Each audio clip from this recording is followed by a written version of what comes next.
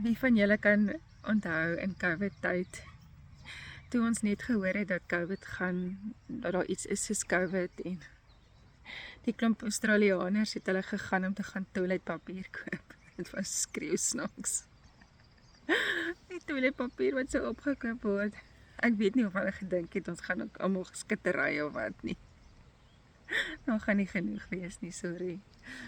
Maar die rede hoekom ek dit opbring is die verdeeldheid wat COVID gebring het. Die mense wat besluit het om te gaan vir die inspuiting en die wat besluit het om nie in te gaan vir die inspuiting nie en hoe dit mense weer verdeel het en dit is die aim wat ons moet besef Satan wil hê moet gebeur.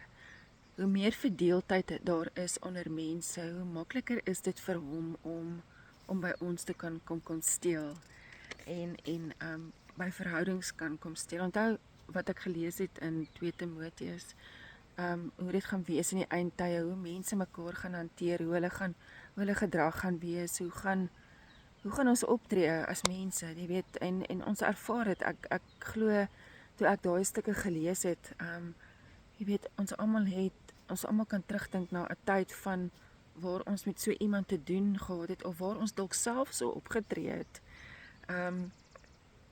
want Christendom gaan oor introspeksie, dit gaan oor elke dag sterf tot self, elke dag losmaak van die dinge van die wêreld en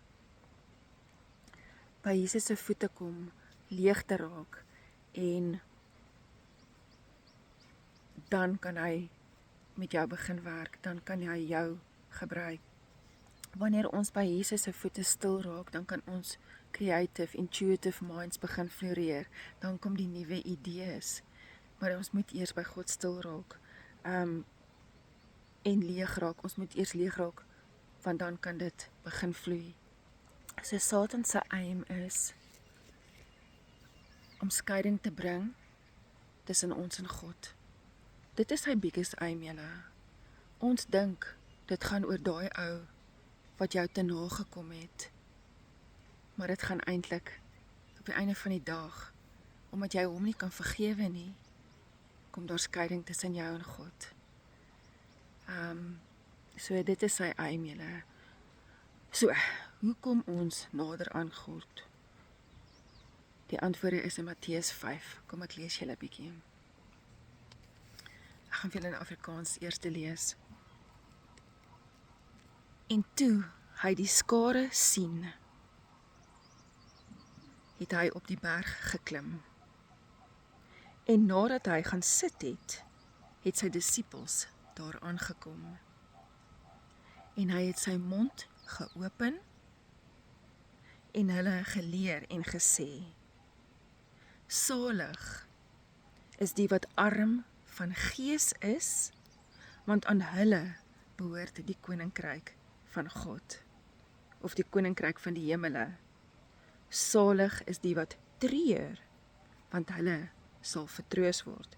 Ek wil vandag net fokus op hierdie 2. So van vers 1 tot by vers 4 wil ek op fokus vandag. En ek wil hê julle moet let daarop, daar's 'n spesifieke rede hoekom ek gelees het soos ek gelees het, hoekom ek dit so opgebreek het. Hy het die skare gesien, punt nommer 1, hy het op die berg gaan klim. Nadat hy gaan sit het sy disippels na hom toe gekom. Hy het sy mond geopen en hy het hulle geleer en gesê, salig is die wat arm van gees is, want aan hulle behoort die koninkryk van God. En salig is die wat treur, want hulle sal vertroos word. So ons antwoorde is hier. So eerstens, wat het Jesus gedoen? Hy het die skare gesien en hy het gaan klim of gegaan na 'n plek waar dit stil is. So jou plek van stilte tyd is baie belangrik. Die plek wat jy kies om jou stilte tyd te hou is baie belangrik. Dit moet 'n plek wees waar jy nie geonderbreek word nie, waar jy kan op jou eie wees. Die ander ding wat vir my hierso uitgestaan het is vers 2. Hy het sy mond geopen. Dis een kant geskryf, hy het sy mond geopen. Baie vertalings praat van hy het sy asem uitgeblaas. Ons moet altyd seker maak om 'n vertaling, om nie net een vertaling te lees nie, om meer as een vertaling te lees en te kyk en te fokus op vertalings wat, ek praat nou van Bybelvertalings, wat die naaste is aan die oorspronklike Hebreërs of Grieks of Latyns, waarvan dit oorvertaal is. En soos ek sê, party vertalings praat van hy het nie net sy mond geopen nie, maar hy het op hulle uitgeblaas, hy asem op hulle uitgeblaas. So, jy moet stil raak, 'n plek kry waar jy nie gaan onderbreek word nie. Dan die eerste ding waarvoor jy moet bid is, Here, blaas u asem op my. Blaas u gees op my. Ek wil u gees ontvang. En dan, vers 3, arm van gees. Wat beteken dit? Jy moet leeg raak. Raak totaal leeg van jouself. Al die dinge wat jy so besig hou in hierdie wêreld, al die lysies, al die goed wat betaal moet word, wat gaan mense dink, daai goeders wat jou weerhou, raak ontslaaf van dit, raak leeg. Stel jouself voor, waar jy saam met Jesus sit, dalk daar op die berg waar hy die saligsprekinge gehou het, gaan sit daar langsaam, gaan klim daar op die berg, en gaan sit daar langsaam. My plek is, by 'n stroompie, met 'n boom, en daar's 'n bankie, en ek gaan sit daar saam met Jesus. Hierdie is my stilte plek hier in die natuur, en dis waar ek bietjie kan wegkom van die huis of in die besigheid, en hulle weet al, as ek hierso sit, moet hulle my nie kan pla nie, maar soos julle al gesien het, kom hulle maar aan, hulle stap nader, en dan partykeer sit hulle hierso, en hulle luister saam, my kinders, en ek is dankbaar daarvoor. So ja, kies jou stilte plek, en dan raak jy leeg.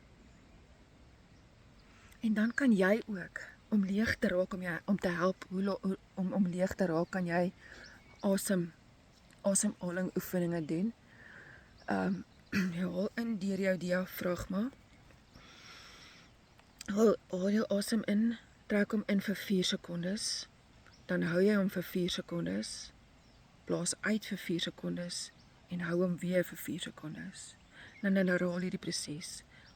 Trek jou asem in vir 4 sekondes, hou hom vir 4 sekondes, blaas uit vir 4 sekondes en hou hom vir 4 sekondes. Doen dit so 'n paar keer, tot jy net kan leeg raak, totdat al daai goed wat jou tyd steel, en jou aandag steel, al daai goed wat jou gedagtes besig hou, want hy Satan wil steel, Satan wil nie hê jy moet leeg raak nie, Satan wil nie hê jy moet God se stem hoor nie, hy wil hê jy moet self besig hou, hy wil hê jy moet bekommerd wees oor daai ding wat moet betaal word, of iemand wat jou iets aangedoen het, of die goed wat gedoen moet word, die kinders by die skool, en hulle moet tog net reg lyk, en wat, Satan wil hê jy met jou, veral ons mammas, hy wil ons tyd steel, hy wil hê ons moet ons fokus op onnodige goedjies. En terwyl jy so asem in en uithaal, Here, dan bid jy, Here, wys vir my, wat is daar in my lewe, wat by my steel, waarmee ek my gedagtes besig hou, wys my, gee dit oor in sy hande, Here, u weet ek moet dit betaal, ek gee dit vir u hande, Here,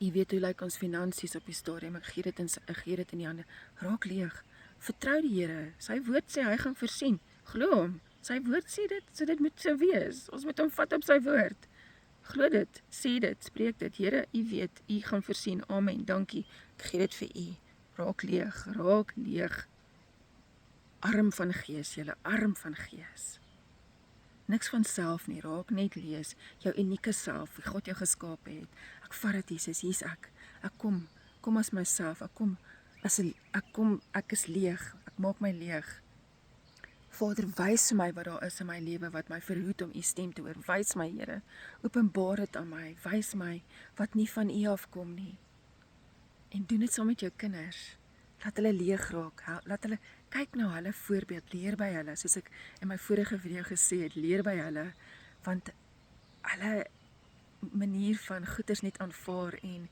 en inneem is amazing. Hulle het geen mure nog gebou nie. Hulle is net hulle neem dit net in. Hulle kom so maklik op daai plek uit.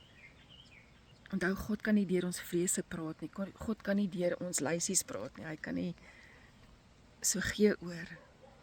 Die ding wat ons moet onthou en nie vergeet nie is,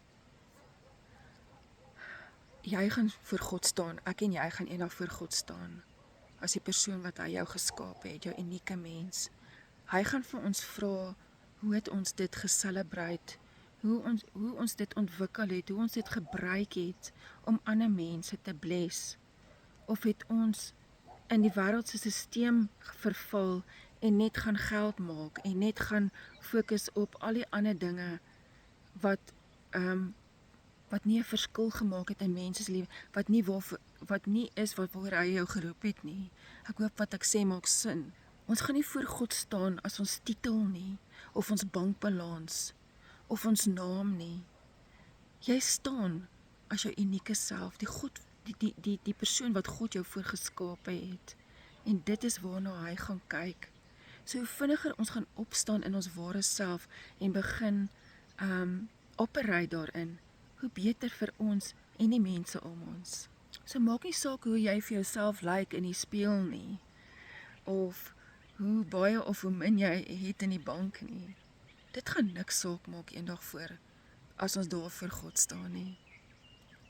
So hoe vinniger ons hier op aarde kan leeg raak van self, hoe vinniger kan hy met ons werk. Ekskuus, ek weet ek herhaal myself, maar dit is sekere punte wat 'n ou moet begin, ek herhaal dit sodat 'n ou dit kan begin inneem en kan onthou en kan bewus wees daarvan, sodat as jy besig is met dat, soos jy nou gevra het, Here, wys my wat die dinge is van die wêreld, wat by my steel, wat by my gesin steel, sodat as jy vandag in jou dag gaan inbeweeg, dat die Here daardie dinge vir jou gaan uitwys, dat jy dit kan bely, dit vir die Here gee en kan losmaak van daar, dadelik. En praat met mense daaroor, wat saam met jou daaroor kan bid, en jou kom help met die losmaking. En wat sê die volgende vers? Salig is die wat treur, want hulle sal vertroos word. Ek onthou, een keer het ek saam met my vriendin vir morele support na 'n begrafnis toe gegaan.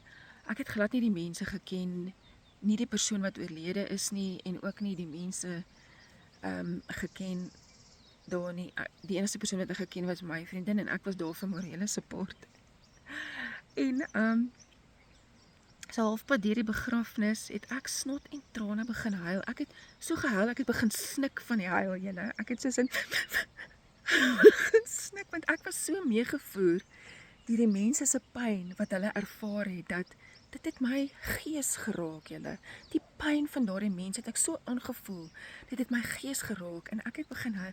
My vriendin het naderhand so gelag vir my, maar gelukkig huil almal, so hulle dink sy huil, maar eintlik lag sy. Want hier huil ek snot en trane en ek ken niemand daar nie. So sy het sommer beter gevoel, want sy lag vir my.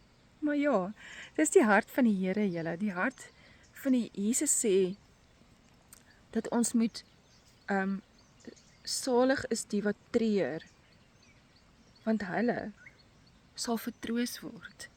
Wat is die ding? Dink bietjie mooi, wat is die ding in jou lewe wat jy voor passievol is? Die ding wat jy voel, wat jy hartseer oor is, wat met jou hartsnare praat, of wat aan jou hartsnare trek, wat jy voel, dis daarom onregverdig wat, jy weet, sê nou maar, hoe kinders, jy het dalk 'n passie vir kinders wat autisties is, en die onreg wat daar partykeer met hulle gebeur.